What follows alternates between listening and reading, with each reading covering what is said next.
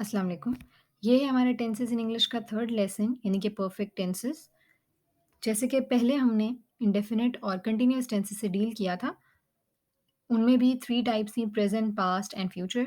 Similarly यहाँ पे भी हमारे पास परफेक्ट टेंसेस की 3 काइंड्स हैं present perfect tense, past perfect tense and future perfect tense. सबसे पहले हम प्रेज़ेंट परफेक्ट टेंस से डील करते हैं। स्ट्रक्चर देख लेते हैं सबसे पहले। स्ट्रक्चर है subject, helping verb, verb and object. Subject में यहाँ पे मैंने शी लगाया है, हेल्पिंग वर्ब में हैज़ लगाया है, वर्ब फिनिश्ड और ऑब्जेक्ट हर वर्क। तो हमारे पास सेंटेंस बन जाता है she has finished her work. Form of verb हमने देखा कि कौन सी लगी, थर्ड फॉर्म ऑफ वर्ब। जैसे कि next example Ali has eaten an apple में भी ईटन यूज़ किया गया है जो कि ईट, एट और eaten third form of verb है। थर्ड फॉर्म ऑफ वर्ब को हम पास्ट पार्टिसिपल भी कहते हैं। यहाँ पे हम देख लेते हैं हेल्पिंग वर्ब्स, जैसे कि अभी हमने देखा कि हैज़ यूज़ हुआ हुआ था, तो यहाँ पे हम देख लेते हैं कि हैज़ सिंगुलर सब्जेक्ट के लिए इस्तेमाल होता है, जबकि हैव प्लूरल सब्जेक्ट के लिए इस्तेमाल होता है। तो नीचे एग्ज़ाम्पल में the cat has slept, cat जो है वो सिंगुलर सब्जेक्ट है, एक है, तो उसके साथ हमने हैज़ यूज़ किया है, जबकि we have gone to the zoo में वी जो है वो हैव उसके साथ इस्तेमाल करें क्योंकि वो एक प्लूरल सब्जेक्ट है। नेक्स्ट हम इसके यूजेस देख लेते हैं।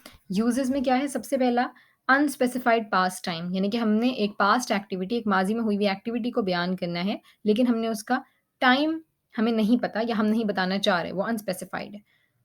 तो यहाँ पे एग्जांपल है Hina has left her college, कि हिना ने अपना कॉलेज छोड़ दिया, लेकिन हम या तो बताना नहीं चाह रहे या हमें पता नहीं है कि कब एग्जैक्टली। तो यहाँ पे हम प्रेजेंट परफेक्ट टेंस का इस्तेमाल करेंगे। नेक्स्ट है एक्शन अकर्ड मेनी टाइम्स, ऐसी एक्टिविटी, ऐसा एक्शन जो काफ़ी दफ़ा हो चुका है, काफ़ी दफ़ा होता आया है, उसके लिए भी हम प्रेजेंट परफेक्ट टेंस का इस्तेमाल करेंगे। I have played cricket many times, मैंने काफ़ी दफ़ा क्रिकेट खेला है। उसके बाद है वेरी रीसेंट पास्ट एक्टिविटी, ऐसी पास्ट एक्टिविटी, ऐसी माजी में हुई हुई एक्टिविटी जो बहुत रिसेंटली हुई हो, बहुत रिसेंटली चीज़ वो अभी भी गुजरी हो। तो I have just left the house, कि मैंने अभी घर छोड़ा है। उसके बाद है past activity that might continue, ऐसी पास्ट एक्टिविटी जो कि हो सकता है कि स्टिल कंटिन्यू कर रही हो। Ali has started his job, यहाँ पे हमने बताया कि उसने अपनी जॉब स्टार्ट की है, ये नहीं हमें पता कि वो अभी तक जॉब कर रहा है या वो छोड़ चुका है। तो इट मीन्स कि प्रोबेबिलिटी है, चांस है कि ये एक्टिविटी कंटिन्यू हो रही है। तो इसके लिए भी हम प्रेज़ेंट परफेक्ट टेंस का इस्तेमाल करेंगे। आगे एग्जांपल्स देख लेते हैं, सेम तरीके से अरेंज की गई हैं जैसे प्रीवियस लेसन में की गई थी। पहले अफर्मेटिव सेंटेंस यानी पॉजिटिव सेंटेंस, फिर इंट्रोगेटिव सेंटेंसेस यानी क्वेश्चंस और फिर नेगेटिव सेंटेंसेस यानी जिनमें नॉट का इस्तेमाल होता है। He has made a mistake, he है सिंगुलर सब्जेक्ट तो हैज़ साथ में लगाएंगे। इंट्रोगेटिव बनाने के लिए हेल्पिंग वर्ब को स्टार्टिंग में मूव कर देंगे यानी has he made a mistake, और फिर he has not made a mistake यानी कि हेल्पिंग वर्ब के बाद नॉट लगा देंगे। फिर आई है, आई और यू दोनों को हम प्लूरल की तरह, प्लूरल हेल्पिंग वर्ब्स लगाते हैं, प्लूरल की तरह ट्रीट करते हैं। तो यहाँ पे हम दोनों के साथ हैव लगाएँगे। आई have cleaned all the dishes, have I cleaned all the dishes and I have not cleaned all the dishes. बहुत सिंपल। और यू के साथ भी हम सिमिलर ट्रीटमेंट करेंगे, उसके साथ हैव लगाएँगे, you have written the story. Interrogative बनाने के लिए हम हेल्पिंग वर्ब को स्टार्टिंग में ले जाएँगे, have you written the story, और नेगेटिव बनाने के लिए उसके बाद नॉट लगा देंगे, you have not written the story. फिर है past perfect tense. Past perfect tense में हमारे पास सिमिलर स्ट्रक्चर है, सिर्फ हेल्पिंग वर्ब का डिफरेंस आ रहा है जो कि यहाँ पे मैंने हैड लगाया हुआ है। She had played football. और फॉर्म ऑफ वर्ब हमें पता है through out the perfect tenses एक ही फॉर्म ऑफ वर्ब इस्तेमाल होती है जो कि है थर्ड फॉर्म ऑफ वर्ब। आगे हेल्पिंग वर्ब जो है वो हैड इस्तेमाल हो रहा है यहाँ पे, जो कि सिंगुलर और प्लूरल दोनों सब्जेक्ट्स का इस्तेमाल होता है, इसीलिए ये काफ़ी सिंपल है as compare to the other perfect tenses, क्योंकि इसमें हमारे पास हेल्पिंग वर्ब सिर्फ एक ही रहता है। I had walked in the park और they had grown plants in the garden. एक सिंगुलर सब्जेक्ट है, एक प्लूरल है, लेकिन दोनों के साथ हमने सिर्फ हैड ही इस्तेमाल किया है। आगे हमारे पास आ रहे हैं यूजेस। यूजेस में फर्स्ट है पास्ट एक्टिविटी के जो पास्ट परफेक्ट टेंस है, उसमें हम पहला यूज़ क्या देख रहे हैं कि वो एक पास्ट एक्टिविटी को बता रहा है कि एक ऐसी एक्टिविटी, ऐसा एक्शन जो हो चुका है। He had drawn all the pictures, ये काम खत्म हो चुका है, कंप्लीटेड है। Past activity completed before another activity, यानी कि ऐसी पास्ट एक्टिविटी का भी बता सकते हैं जो कि किसी 2 एक्टिविटीज़ का जब हम बताना चाहें, एक ऐसी एक्टिविटी जो दूसरी के होने से पहले ही खत्म हो गई थी। जैसे she had baked a cake before the guests arrive, यानी कि गेस्ट्स अराइव हुए, ये दूसरा एक्शन है, और पहला कौन-सा था कि उसने केक पहले ही बना लिया था।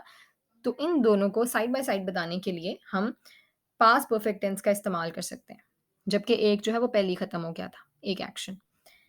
आई होप ये आपको समझ आ गए होंगे, तो हम एग्ज़ाम्पल्स में मूव करते हैं। पॉज़िटिव सेंटेंस देख लेते हैं पहले, यानी कि affirmative sentence, he had made a mistake.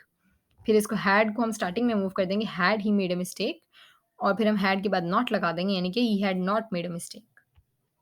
Next है I had cleaned all the dishes, फिर हम हैड को स्टार्टिंग में मूव कर देंगे, had I cleaned all the dishes, और फिर हम हैड के बाद नॉट लगा देंगे, I had not cleaned all the dishes.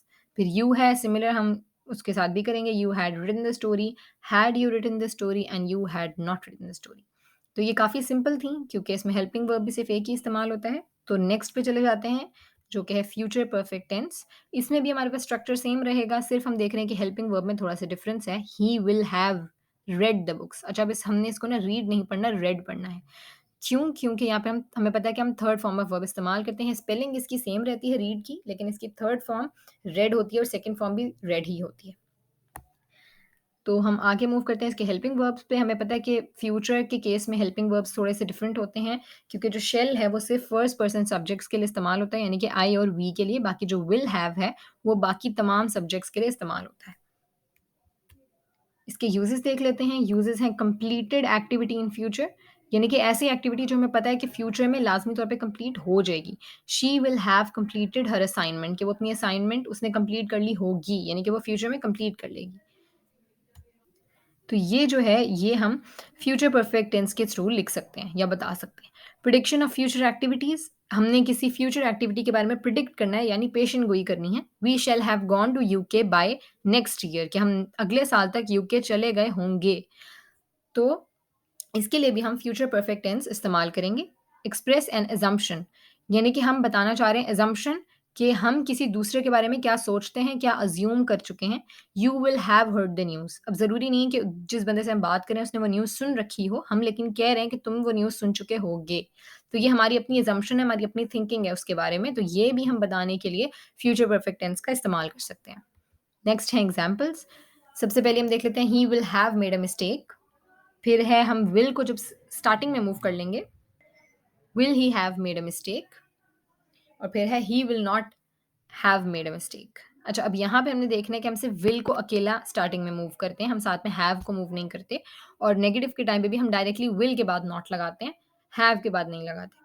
I shall have cleaned all the dishes, फिर है shall I have cleaned all the dishes, फिर है I shall not have cleaned all the dishes. तो यहाँ पे आई है, इसलिए हम इसके साथ शैल इस्तेमाल करेंगे।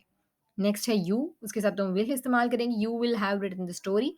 फिर हम इंट्रोगेटिव बनाने के लिए विल को स्टार्टिंग में मूव कर देंगे, will you have written the story. Have को साथ में मूव नहीं करेंगे, you will not have written the story.